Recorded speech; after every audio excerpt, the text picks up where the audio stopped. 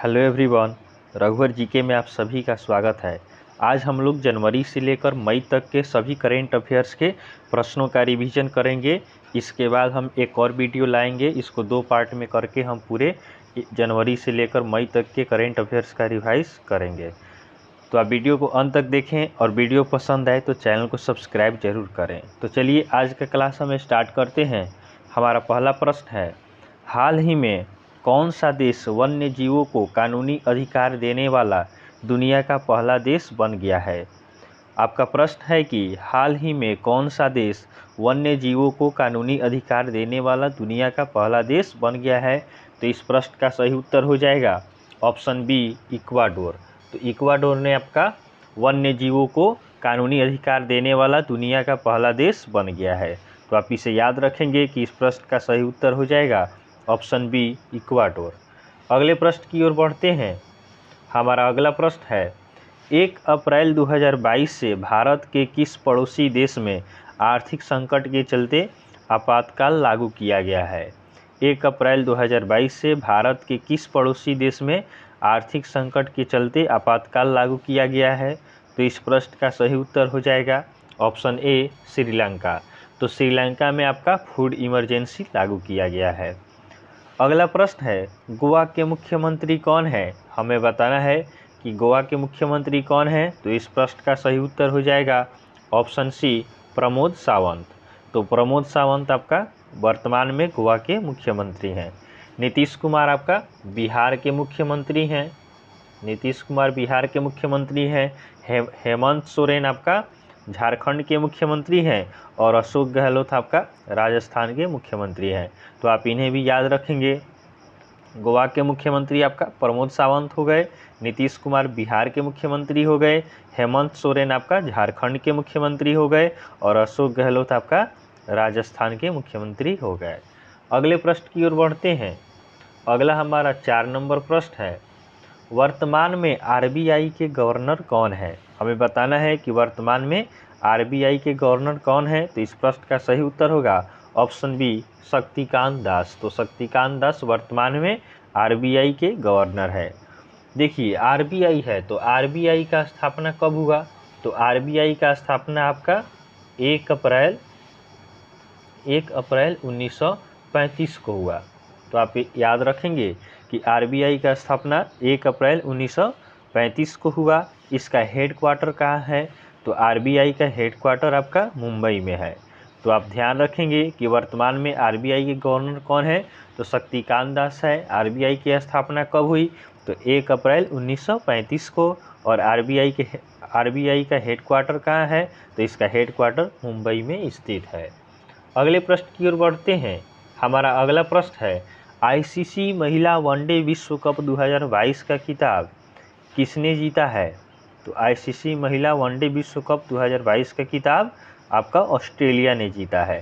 तो option D हमारा सही उत्तर हो जाएगा कि आईसीसी महिला वनडे विश्व कप 2022 का खिताब आपका ऑस्ट्रेलिया ने जीत लिया है। आपसे पुरुष का भी पूछे कि पुरुष आपका T20 विश्व कप किसने जीता? तो ये भी आपका ऑस्ट्रेलिया ने ही जीता था। अगले प्रश्न की ओर बढ़ते हैं। अगला हमारा 6 नंबर प्रश्न है, वर्तमान में डीआरडीओ के अध्यक्ष कौन है? हमें बताना है कि वर्तमान में डीआरडीओ के अध्यक्ष कौन है। तो डीआरडीओ के अध्यक्ष आपका डॉक्टर जी सतीश रेड्डी हैं। तो ऑप्शन ए हमारा सही उत्तर हो जाएगा कि वर्तमान में डीआरडीओ के अध्यक्ष डॉक्टर जी सतीश रेड्डी हैं। तो चलिए डीआरडीओ के बारे में देखते हैं। तो डीआरडीओ का स्थापना आपका 1 जनवरी 1958 को होता है। डीआरडीओ का स्थापना आपका 1 जनवरी 1958 को हुआ। उसके बाद इसका हेडक्वार्टर कहाँ है? तो इसका हेडक्वार्टर आपका दिल्ली में स्थित है। तो आप ध्यान रखेंगे कि वर्तमान में डीआरडीओ के अध्यक्ष डॉक्टर जी सतीश रेड्डी हैं।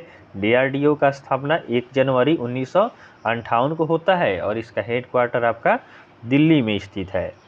अगला प्रश्न है, 5वें बिम्स्टेक शिखर सम्मेलन 2022 की अध्यक्षता किस देश ने की है? हमारा प्रश्न है कि 5वें बिम्स्टेक शिखर सम्मेलन 2022 की अध्यक्षता किस देश ने की है? तो इस प्रश्न का सही उत्तर हो जाएगा ऑप्शन डी, श्रीलंका। तो श्रीलंका ने आपका 5वें बिम्स्टेक शिखर सम्मेलन 2022 की अध्यक्षता की है। अगले प्रश्न की ओर बढ़ते हैं। अगला हमारा 8 नंबर प्रश्न है, साल 2022 के पहले चक्रवाती तूफान असनी का नामकरण किस देश ने किया है? तो इस प्रश्न का सही उत्तर हो जाएगा ऑप्शन ए श्रीलंका। तो श्रीलंका ने आपका असनी नामक चक्रवात का नामकरण किया है, तो आप इसे ध्यान रखेंगे। अगला प्रश्न है, वर्ल्ड प्रेस फ्रीडम रिपोर्ट में भारत ने कौन सा स्थान प्राप्त किया है? हमें बताना है कि वर्ल्ड प्रेस फ्रीडम रिपोर्ट में भारत ने कौन सा स्थान प्राप्त किया है। तो इस प्रश्न का सही उत्तर हो जाएगा ऑप्शन बी 150। तो आपका वर्ल्ड प्रेस फ्रीडम रिपोर्ट में भारत आपका 150वां स्थान प्राप्त किया है। और आपसे भूखमरी में पूछा जाए तो भूखमरी में भारत ने आपका 101 स्थान प्राप्त किया है। और आपसे खुशहाली रिपोर्ट में पूछा जाए तो खुशहाली रिपोर्ट में भारत का स्थान 136वां है। देखिएगा, हम आपका नोट कर देते हैं। भूखमरी में भारत का स्थान आपका 101 है। उसके बाद आपसे पूछा जाए कि खुशहाली रिपोर्ट पूछा जाए तो खुशहाली में आपका भारत का स्थान कौन सा है? तो भारत का स्थान आपका 136वां है। तो आप इसे भी ध्यान रखेंगे। चलिए अगले प्रश्न की ओर बढ़ते हैं। अगला हमारा 10 नंबर प्रश्न है, म्यूजियम ऑफ द फ्यूचर कहाँ स्थित है? तो म्यूजियम ऑफ द फ्यूचर आपका दुबई में स्थित है। तो ऑप्शन डी हमारा सही उत्तर हो जाएगा कि म्यूजियम ऑफ द फ्यूचर कहाँ स्थित है? तो दुबई में स्थित है। और आपसे पूछा जाए कि विश्व का एकमात्र पेपरलेस सरकार कौन सा है? तो यह भी आपका यूएई इसका आंसर होगा। और उसके बाद गोल्डन वीज़ा किसने जारी किया? तो यूएई सरकार ने आपका गोल्डन वीज़ा को जारी किया। तो आप इसे भी ध्यान रखेंगे। अगले प्रश्न की ओर बढ़ते हैं। अगला हमारा 11 नंबर प्रश्न है, छठ पर्व किस राज्य में मनाया जाता है? तो छठ पर्व आपका कहाँ मनाया जाता है? तो यह मुख्य रूप से आपका बिहार में मनाया जाता है। तो ऑप्शन ए हमारा सही उत्तर होगा कि छठ पर्व बिहार में मनाया जाता है।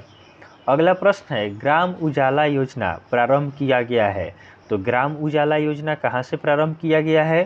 तो यह आपका आरा बिहार से प्रारंभ किया गया है। तो ऑप्शन बी हमारा सही उत्तर होगा कि ग्राम उजाला योजना आपका आरा बिहार से शुरू किया गया है। तो आप इसे ध्यान रखेंगे। अगले प्रश्न की ओर बढ़ते हैं। अगला हमारा 13 नंबर प्रश्न है, आईसीसी महिला विश्व कप के 6 सीजन में शामिल होने वाली पहली खिलाड़ी कौन बन गई है? हमें बताना है कि आईसीसी महिला विश्व कप के 6 सीजन में शामिल होने वाली पहली खिलाड़ी कौन बन गई है? तो इस प्रश्न का सही उत्तर हो जाएगा ऑप्शन बी मिताली राज।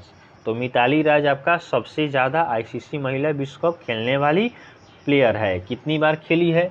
तो मिताली राज ने आपका 6 बार अब तक खेल चुकी है। और झूलन गोस्वामी आपका 5 बार खेली है। और हाल ही में मिताली राज ने संन्यास का घोषणा कर दिया है। तो आप इसे ध्यान रखेंगे कि आईसीसी महिला विश्व कप के 6 सीजन में शामिल होने वाली पहली खिलाड़ी कौन है? तो मिताली राज है। अगला प्रश्न है, बीजिंग शीतकालीन ओलंपिक 2022 में कौन सा देश पदक तालिका में शीर्ष पर रहा है?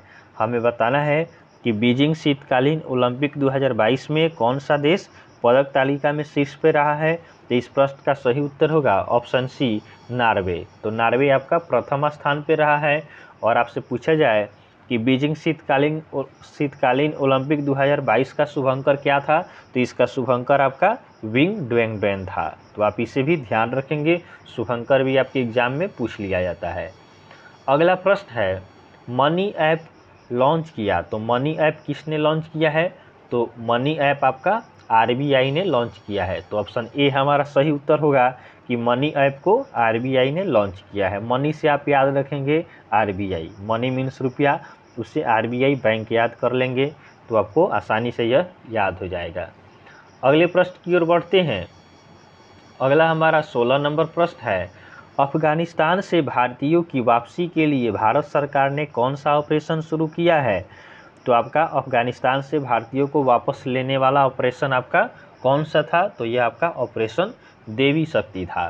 तो ऑप्शन ए हमारा सही उत्तर हो जाएगा कि अफगानिस्तान से भारतीयों को वापस लाने वाला ऑपरेशन आपका ऑपरेशन देवी शक्ति था। और यूक्रेन से भारतीयों को वापस लाने का जो ऑपरेशन था उसका नाम क्या है? तो उसका नाम आपका ऑपरेशन गंगा है।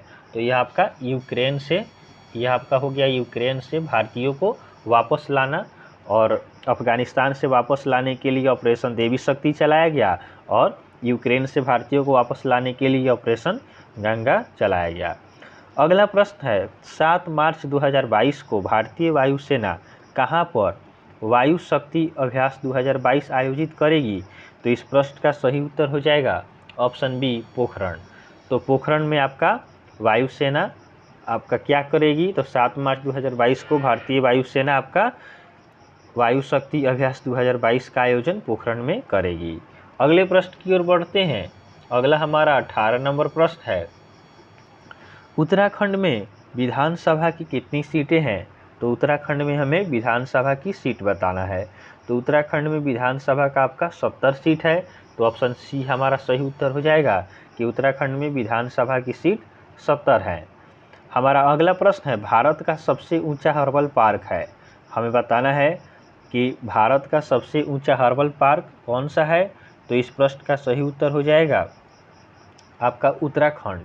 तो भारत का सबसे ऊंचा हर्बल पार्क आपका उत्तराखंड में स्थित है। तो ऑप्शन ए हमारा सही उत्तर हो जाएगा कि भारत का सबसे ऊंचा हर्बल पार्क कहाँ स्थित है? तो ये आपका उत्तराखंड में स्थित है। अगले प्रश्न की ओर बढ़ते हैं। अगला हमारा 20 नंबर प्रश्न है, टोक्यो ओलंपिक 2021 का शुभंकर है।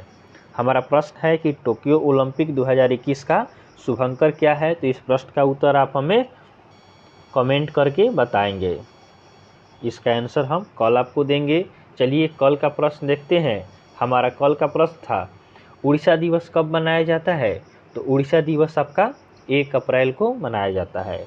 तो ऑप्शन बी आपका सही उत्तर है। बहुत सारे स्टूडेंट्स ने हमें कमेंट करके सही उत्तर दिया था, तो आप भी कमेंट करें ताकि पता चले कि कितने बच्चों को मतलब कितने बच्चों का नॉलेज हाई है। तो आप ध्यान रखें, हमने आज जनवरी से मई तक के 20 इम्पोर्टेंट प्रश्न को देखा है। आगे हम एक पार्ट और लेंगे जिसमें जाकर हम पूरे करेंट अफेयर्स के प्रश्नों को कंप्लीट रिवाइज करेंगे। तो आपको वीडियो पसंद आया हो तो आप वीडियो को लाइक करें तथा चैनल को सब्सक्राइब करें तथा अपने दोस्तों के साथ इसे शेयर ज़रूर करें। तो चलिए आज के लिए हम इतना ही रखते हैं, फिर नेक्स्ट वीडियो में मिलेंगे। तब तक के लिए धन्यवाद।